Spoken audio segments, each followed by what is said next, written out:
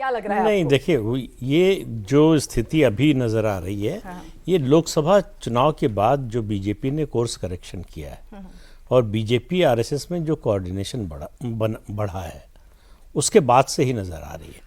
और कल भी मैंने कहा था, आज फिर कह रहा हूं कि फर्क जो है लोकसभा चुनाव और इस चुनाव में यह है कि बीजेपी का कैंपेन, बीजेपी मतलब एनडीए का, महायुति का कैंपेन बहुत फोकस्ड है, बिखरा हुआ नहीं है। महाविकास आघाड़ी का कैंपेन बिखरा हुआ है, सब पार्टियां अलग अलग दिशा में बोल रही हैं।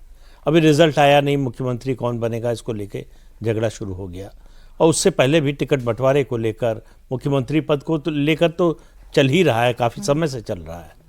तो बीजेपी ने जो अपना सेंट्रल थीम बनाया कैंपेन का, उस पर आखिर तक डटी रही। फायदा होगा नुकसान होगा वो तो 23 को पता चलेगा, लेकिन उससे डिगी नहीं। तो पार्टियां फीडबैक भी लेती हैं जी। कि कौन सा मुद्दा चल रहा है, नहीं चल रहा है। कुछ लोग जिद में उसी को चलाते रहते हैं और कुछ लोग अपने फीडबैक के आधार पर चलाते हैं। तो पार्टी को ये फीडबैक मिलेगा। फीडबैक का सिस्टम जो है, कम से कम बीजेपी आरएसएस के बीच में कोऑर्डिनेशन अच्छा हो तो बहुत अच्छा होता है।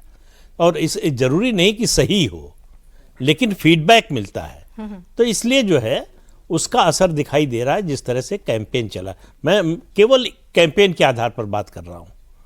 तो आपको क्या जो लगता है? लोकसभा चुनाव का नतीजा था, जो विधानसभा का है, लोकसभा से अगर आप तुलना करेंगे तो गलत नतीजे। तो टैली आपको कहाँ लगता है, कहाँ जाकर ठहरेगी? और बीजेपी का खुद का असेसमेंट, जो सूत्रों से बात की, जो कुछ नेताओं से बातचीत करके हमारे रिपोर्टर्स ने बताया, बीजेपी का खुद का असेसमेंट है कि बहुत ही खराब रहा तो 70-75 और अच्छा 105। नहीं, मुझे लगता है कि जो बीजेपी का 2014 में जो टैली थी 122 की और 2019 में 105 की, इन दोनों के बीच कहीं रहेगी। अच्छा। ज्यादा नजदीक 2019 के करीब रहने की उम्मीद है। हाँ, 2014 का इसलिए नहीं कह रहा हूं क्योंकि बीजेपी अकेले लड़ी थी और लगभग 260 सीटों पर लड़ी थी, तो इसलिए ज्यादा सीटें लड़ी। ज्यादा में इस बार उतनी सीटें लड़ी नहीं है, लगभग उतनी सीटों पर लड़ी है जितना 2019 में लड़ी थी। मनोज जी? किसी तरह का डेटा चेंज नहीं होगा। जैसे हम लोगों ने बात किया था कि 95 से 105 तक बीजेपी, दो चीजें इस चुनाव में हुआ आपको दे आई है। इस बार नेता जो चुना गया वो उद्धव की तरह नहीं चुना गया, बीजेपी की तरफ से शिंदे की तरह चुना गया। और शिंदे ने वहां पे जिस तरीके से अपने पार्टी के साथ साथ भारतीय जनता पार्टी को समेट कर काम किया है, ये काफी सराहनीय है। कोई भी नया नेता आता है तो उसके जो अपोजिशन वाले पार्टी होते हैं, उनके साथ वाला जो पार्टी रहते हैं, वो काफी रिएक्ट करते हैं कि मेरे पार्टी से लीडर नहीं है। ये सारे विवाद होने के बाद, जैसे देवेंद्र फडणवीस का अलग से चल रहा था कि विवाद इनके पास, और बहुत शांतिपूर्वक वो शासन करते रहे, तो भारतीय जनता पार्टी के अंदर भी बहुत सारा बिखराव देखने को नहीं मिला और शिंदे ने अपने पार्टी को समेट के रखा।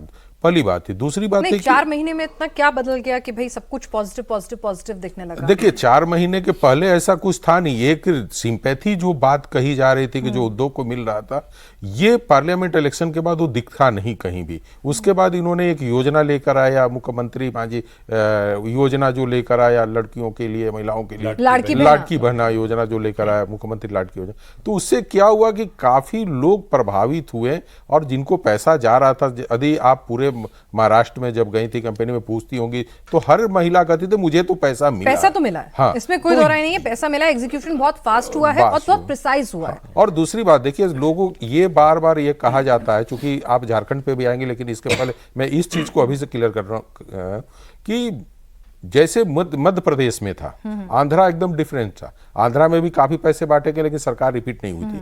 मध्य प्रदेश में क्या था कि शिवराज सिंह चौहान का जो इमेज था वो महिलाओं को लेकर बड़ा पॉजिटिव रहा था और उन्होंने योजना लेकर आया तो एक बहुत बड़ा बूम दिखा। बिल्कुल, वो तो गेम चेंजर था, गेम चेंजर हो गया। क्योंकि वो हमारे तमाम परम्यूटेशन कॉम्बिनेशन सबको उन्होंने, क्योंकि उनको चाहने वाले जो थे, जो सबसे ज्यादा जो मामा के रूप में वो थे, तो उसका उनको फायदा मिला और उन्हीं को उन्होंने बेनिफिट पहुंचाया।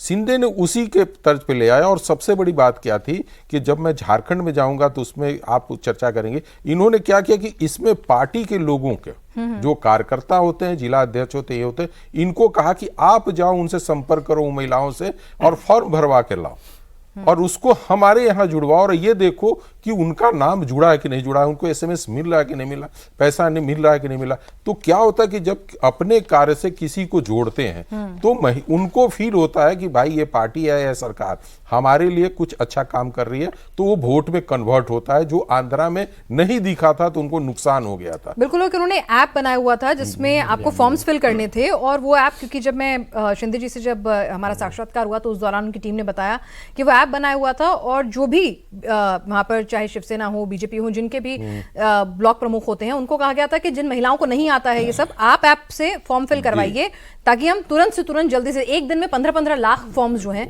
वो फिल हुए हैं जी। और तो सबको एसएमएस आता था, और फिर उन्हीं कार्यकर्ताओं से पूछा जाता था कि भाई जिसका आपने भरवाया है ये देखिए कि उनको मिला कि नहीं एसएमएस, और वो करेक्ट करके फिर इनको बताते थे।